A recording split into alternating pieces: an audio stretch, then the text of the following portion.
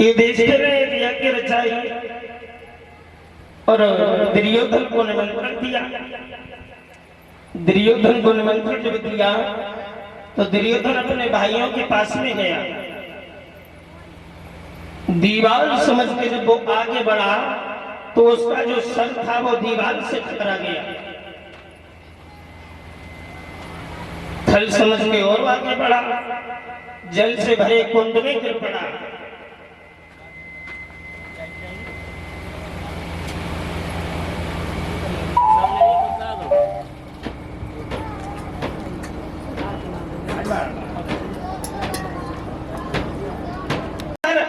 फूट जाएंगे,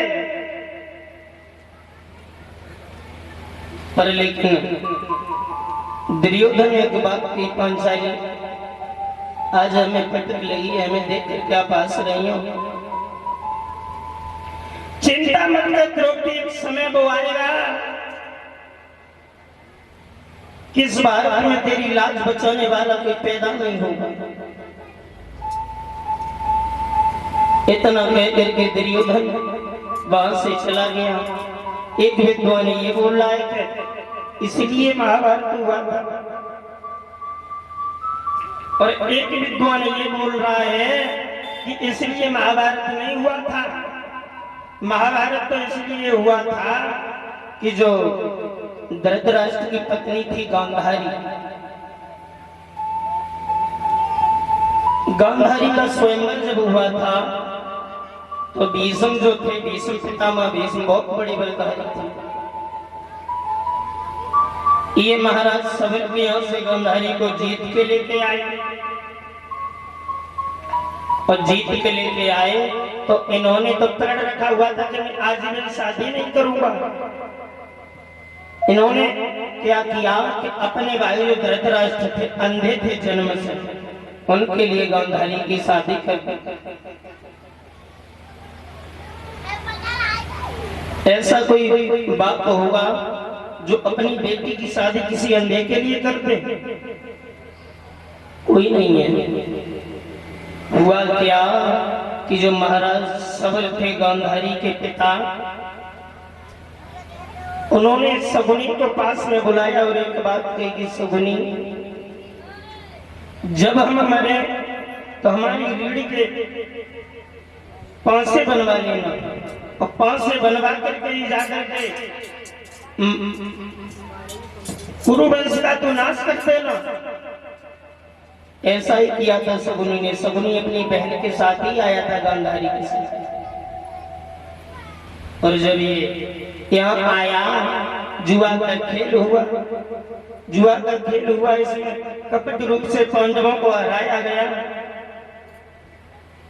हराया गया जब पांडव सब कुछ हार चुके थे, तो दुर्योधन ने दुशासन से एक बात कही कि दुशासन, क्या खड़े देख रहे हो बाप, जाओ, जिसने हमसे अंधे के अंधा कहकर जो पास किया है उसे खींच के लेके आओ, जाओ। क्या हुआ?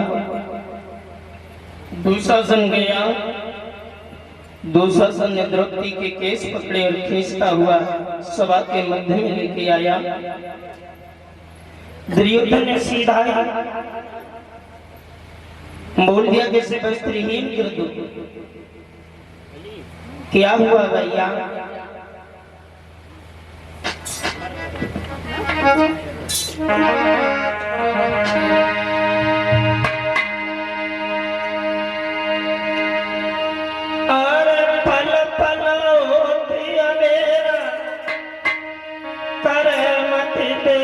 भवन में जाइए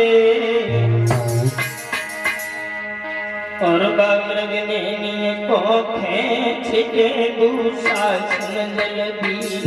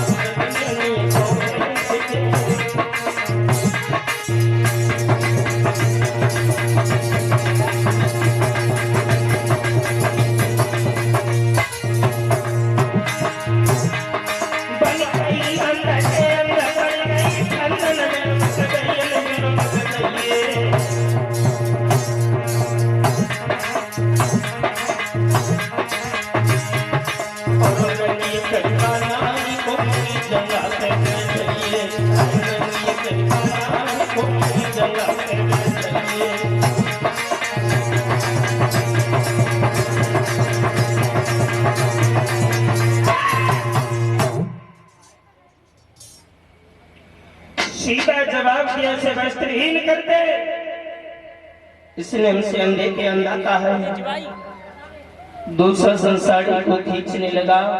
भारत में तेरी लाज को कोई बचाने वाला नहीं है। अगर तू रोना ही चाहती है तो परम पिता परमात्मा के लिए रो। वही आकर के आपकी लाज को बचाएगा। क्या हुआ? द्रौपदी ने प्रभु कन्हैया की याद करके गवाज लगाई।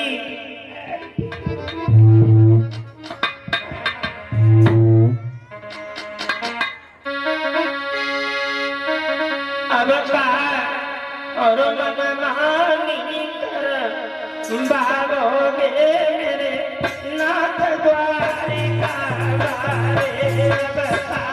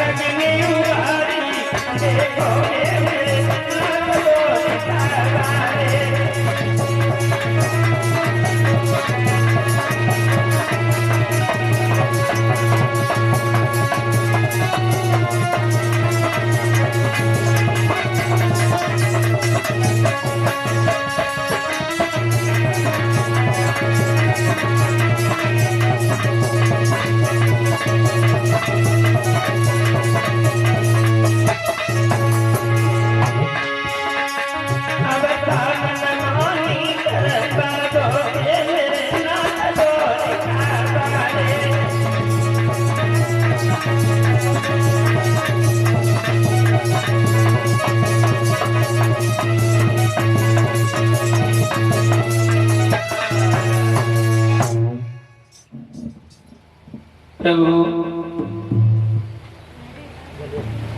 अब क्या मुझे वस्त्रहीन करके ही देखोगे?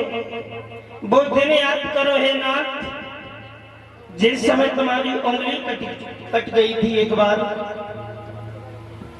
मैंने अपनी साड़ी को फाड़ करके तेरी उंगली को बांधा था।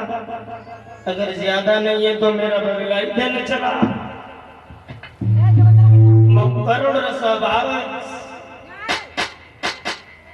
भगवान के कानों में पड़ी। भगवान ने फिल्म नहीं लगाया, अपनी गरुड़ की सवारी को भूल गए। नंगे पैर ही प्रभु भाग खड़े हुए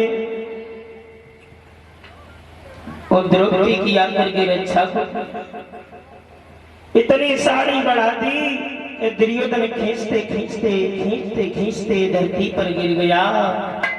लेकिन वो साड़ी कम नहीं हुई।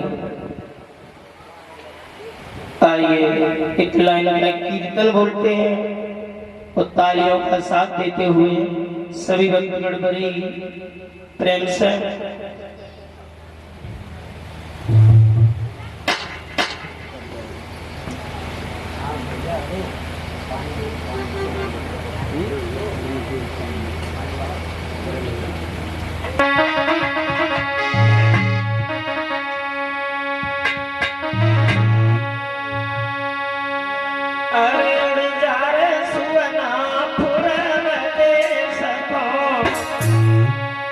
और सुदिलायो मेरे मोहन की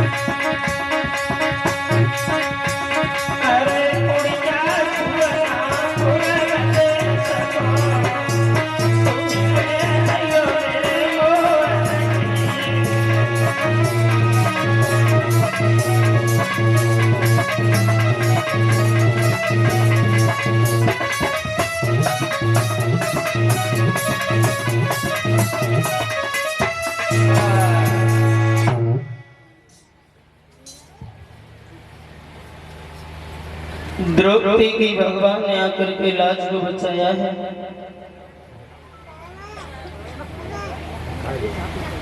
ऐलान कर दिया कि वे क्षत्रिय भी सुने, जो इस धरती पर आने वाले हैं,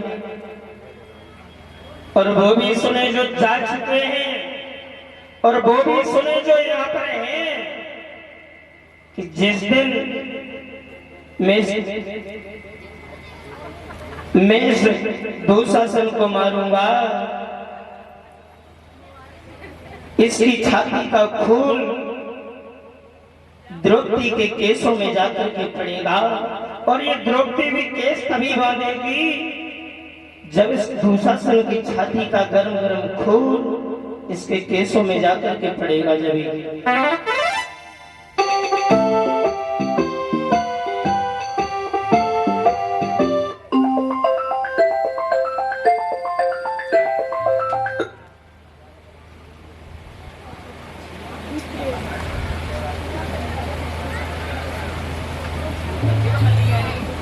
भीष्म पितामह कहने लगे, दुर्योधन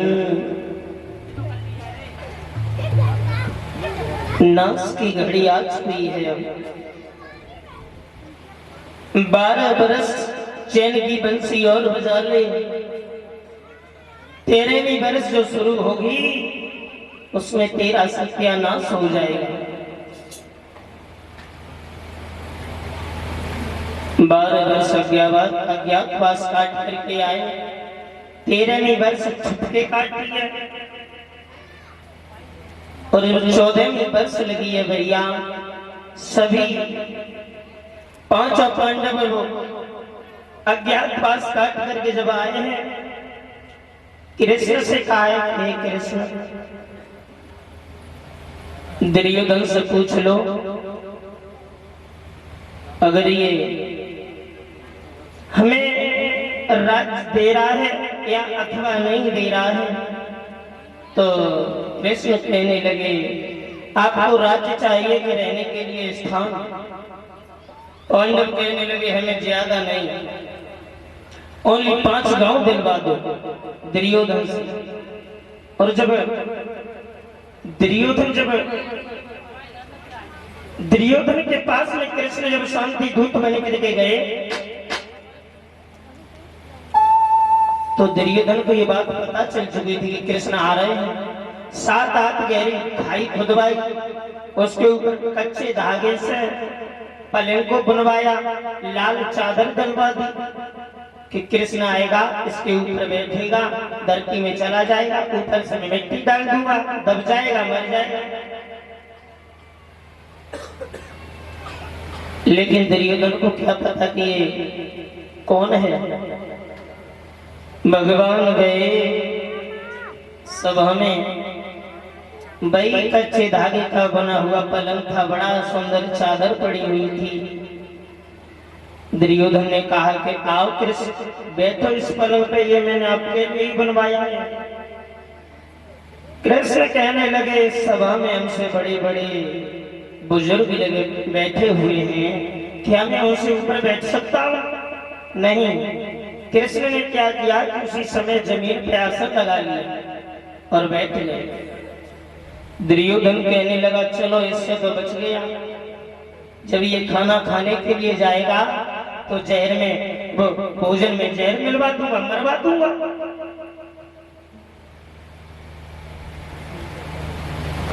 दुर्योधन थोड़े समय के बाद में बोला, कृष्ण चलो भोजन कर लो। जवाब दिया कि भोजन तो हम अभी करके ही आए हैं, और फिर यहाँ से हमारे लिए नौता होगा, वहां जाएंगे, आपने निमंत्रण तो दिया नहीं। कृष्ण ने क्या किया कि वही बात उखाड़ के बैठ गए कि एक बात बताओ दुर्योधन, पांडव 5 गांव मांग रहे हैं, क्या आप दे सकते हो? दुर्योधन ने सीधा जवाब दिया, अरे कृष्ण, बिना लड़ाई के तो मैं सुई की नोक के बराबर के भी नहीं दूंगा। इतनी बात सुनी, कृष्ण कहने लगे, मान जाओ दुर्योधन। दुर्योधन बोला, नहीं, बिल्कुल नहीं। कृष्ण उसी दबे पांव उठे चले आए। कृष्ण को भूख लगी तो हम काका विदुर के यहाँ पर पहुंचे, और वहां पर जाकर के साग के साथ में रोटियां खाई, 3 दिन की धरी हुई। बड़ा प्रेम था विदुर महाराज का भगवान कृष्ण से। चले आए, जवाब दिया कि बिना लड़ाई के वो सुई की नोक भी जगह नहीं दे रहा, लड़ाई होना निश्चित है। बोली ठीक है। लड़ाई के लिए जब दोनों तरफ से सेनाएं इकट्ठी हुई हैं, उधर कौरव है इधर पांडव है, इतनी भयंकर लड़ाई हुई कि 18 दिन में 18 छोटी सेना मारी गई। दुर्योधन जो थे उनकी भीम ने जंगा को तोड़ दिया, और जब जंगा को तोड़ दिया मारने के लिए चले तो दुर्योधन कहने लगा क्या कृष्ण ये बात उसमें जब युद्ध पहले से युद्ध होने से पहले जो बात हुई थी उसके तो ये बिल्कुल विपरीत हो रहा है। बोले क्या हो रहा है विपरीत, कि नियत पे बात नहीं करना चाहिए। कृष्ण बोले वाह दुर्योधन क्या बात कही है तूने आज।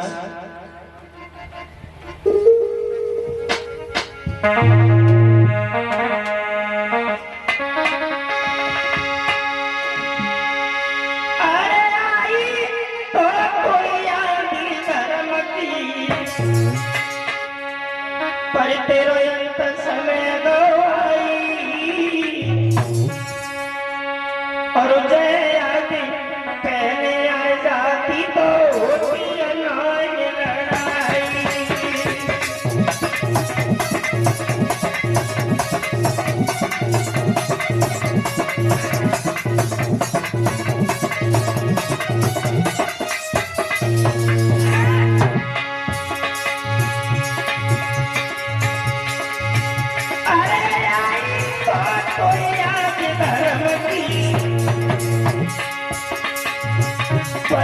अंत समय गवाई, जय आदि पहले आ जाती तो होती अनाज लड़ाई।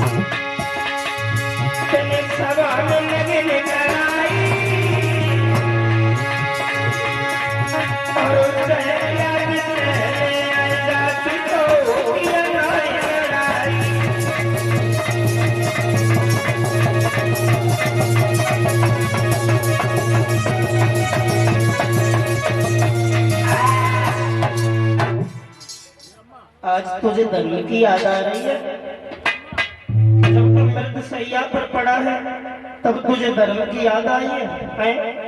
वो दिन भूल गया जिस दिन 7 महारथियों ने मिलकर के नेति अभिमन्यु का वध किया था? वो दिन भूल गया कि तूने सभा के बीच में द्रौपदी को नग्न किया था? अरे दुर्योधन आज तेरा समय है, तुझे जाना पड़ेगा। गदा की प्रहार से दुर्योधन को अधमरा करके 5 पांडव चले आए। इधर क्या हुआ कि द्रोणाचार्य जो थे उनके पुत्र द्रोणी को पता पड़ा है कि दुर्योधन का वध हो गया है, आखिरी श्वासें ले रहे हैं। वो द्रोणी महलों से चला और जब दुर्योधन पड़ा हुआ था उसके पास पहुंचा और दुर्योधन से एक बात कही कि दुर्योधन महाराज कोई आपकी आखिरी इच्छा हो तो बताओ। दुर्योधन कहने लगे द्रोणी आखिरी इच्छा क्या है? आखिरी इच्छा तो कुछ नहीं है, अगर हो सके तो 5 पांडवों के सर काट के लिया मेरी आंखों के सामने। ये द्रोणी रात में चला और जहां डेरा लगे हुए थे वहां पर पहुंच गया। और ये बात भगवान कृष्ण को मालूम पड़ गई थी। उन्होंने क्या किया कि 5 पांडवों को उठाया और दूसरे डेरा में जाके सुला दिया। और जिस डेरा में पांडव सोते थे उस डेरा में द्रौपदी के 5 पुत्रों को सुला दिया। ये द्रोणी नीच गया, इसने कुछ देखा न वाला उन 5 पांडवों के सरों को काट काट करके और ले आया।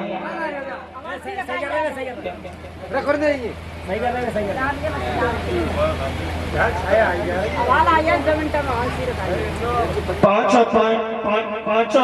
पांडवों के जो पुत्र थे उनके सर काट के ले आया और आकर के जब दुर्योधन को दिखाया, दुर्योधन ने द्रोणी से कहा कि द्रोणी अगर हो सके तो मुझे तू पहले भीम का सर दिया। दुर्योधन ने जैसे मसला वो अचानक से फूट गया और जैसे ही फूटा दुर्योधन कहने लगा है नीच, ये तूने क्या किया? तूने तो मेरे वंश का नाश ही बिल्कुल कर दिया। ये पांडवों के सर नहीं है, ये तो द्रौपदी के 5 बेटाओं के सर है। दुर्योधन का इसी गम में देहांत हो गया, खत्म हो गए दुर्योधन। इधर जब मैया द्रौपदी सुबह उठी, डेरों के पास पहुंची, डेरों में से खून की धारा को बहता हुआ देखा। द्रौपदी जमीन पर पछाड़